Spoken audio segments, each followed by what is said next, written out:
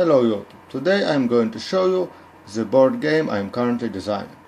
This board game involves a special game mechanic for tracking the durations of the abilities, the cooldowns of the abilities, and into determining who is next to up. As you can see, there is a pair of gear here connected and some tokens placed on the gear. So what's it all about? Let's start by looking at the units. Here we have two sides. We have the elves and we have the undead. Let's take a closer look at one of the elven cards. We have this elven scout, and here you see a special icon, and you see a special icon here, and here you have it, and here you have it. As you can see, for each such special icon there is a tracking token on the gear. For the undead we have this color, and for the elves we have nice green color. Let's look at the card once more. This elven scout has 4 points of health, 1 point of melee attack, 1 to attack speed bonus, and 1 movement speed bonus. Let's look at Flesh Golem. He has 8 hit points, which is a lot. Large sword icon means 3 melee attack power. This red icon means melee attack speed penalty, and 2 red boots mean movement speed penalty, double movement speed penalty. Let's look at how the game plays. Here we have this green arrow which points at 2 sectors on the gear, and whichever is here is the next to move. So you can see green token with 3 dots. Druidess is the next to move. Elven player decides to cast Haste. Haste is a special ability that can be used once per game. It gives the target 1 unit of attack speed and lasts 10 time units. So we will put this tracking token, which is the same as the buff token, on the large gear. 2, 4, 6, 8, 10.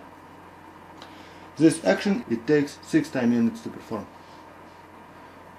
Let's spin the gear until there is something pointed at by the green arrow. Here is Elven Scout. Normally melee attacks take 4 time units to perform, but due to 2 points of attack speed it takes only 2 time units to perform. 1 because of the haste spell and 1 because of the unit ability. Elven Scout decides to attack the zombie. The zombie takes 1 point of damage, and we move the scout token 2 sectors back. If there are 2 or more tokens on the same sector, the one which is closest to the edge moves first. So it is, you see, 2 dots on the token. It's Bone Archer. Bone Archer attacks the Druidess. Druidess takes 1 point of damage. This is a ranged attack. Ranged attacks normally take 5 time units to perform, and because there are no speed or any other bonuses or penalties, it takes 5 time units. 2 or 5. Now it's zombie to move. Zombie attacks the Elven Scout. Elven Scout takes 1 point of damage. Zombie has this attack speed penalty, so instead of 4 time units as normal melee attack, it takes 5 time units to perform. Elven player decides to attack the zombie once more. Zombie takes yet another point of damage, and this action takes 2 time units to perform. Now it is time for Flesh Golem. Flesh Golem cannot attack anyone in melee, so he moves closer to the action. Normally movement takes 4 time units, but because of his double movement speed penalty it takes 6 time units, so we move him to this sector. Now we spin the gears again. Elven Scout once again attacks the zombie, because why not?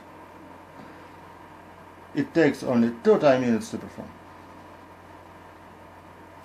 Now it is Druidess to act. Druidess has ranged attack and magical attack. Scissors 2 fireballs. It means 2 magical attack power, so she can attack Bone Archer, ignore his armor and destroy it in one action, and that's what Druidess does. Bone Archer is removed from the game together with his tracking token. This action took 5 time units to perform. Let's move this token. Now we have Zombie, who decides to move closer to the Druidess. Not sure if it is the best play by the undead player, but let's say he decided to do so. This action takes 5 time units because of the movement speed penalty on the zombie. Now we have this Elven Scout. Elven Scout could have attacked, but he decides to move again from the dangerous Golem.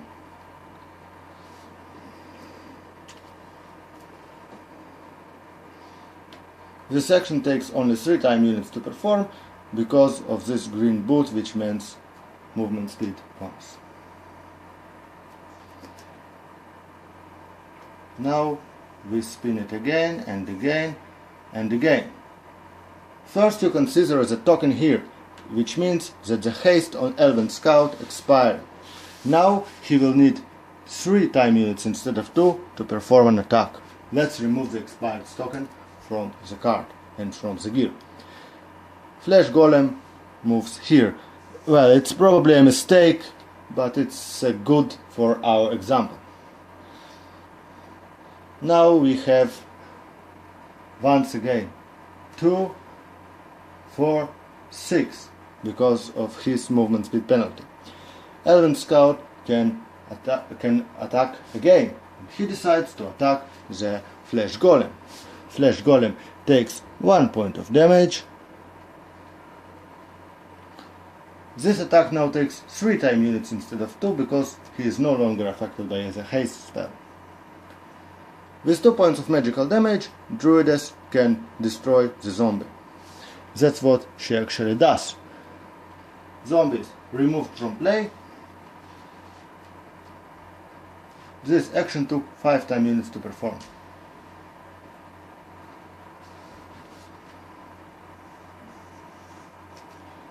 Now Elven Scout can play again, and he decides to attack the Flesh Golem. It takes 3 and not 2 because haste is no longer active around. Now we have Flesh Golem attacking Elven Scout. Because of 3 points of attack damage, Elven Scout is destroyed and removed from the play.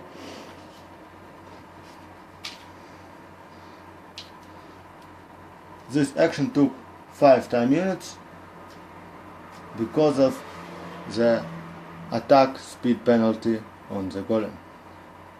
Now Druidess has nowhere to run, so she just attacks the Flesh Golem, dealing 2 points of damage. This action takes 5 time units to perform, and we spin the gear once again. Flesh Golem can move. He attacks the Druidess, dealing 3 points of damage, almost killing the Druidess. This action takes 5 time units to perform. Now Druidess has nothing to do but to attack Flesh Golem. That's what she does, almost killing him. It takes 5 time units. Okay. Now Flesh Golem can deal 3 points of damage, which is an overkill. It kills the Druidess and ends this tutorial games. The undead have won. Thank you for your attention. Please follow if you are interested in future development of this game.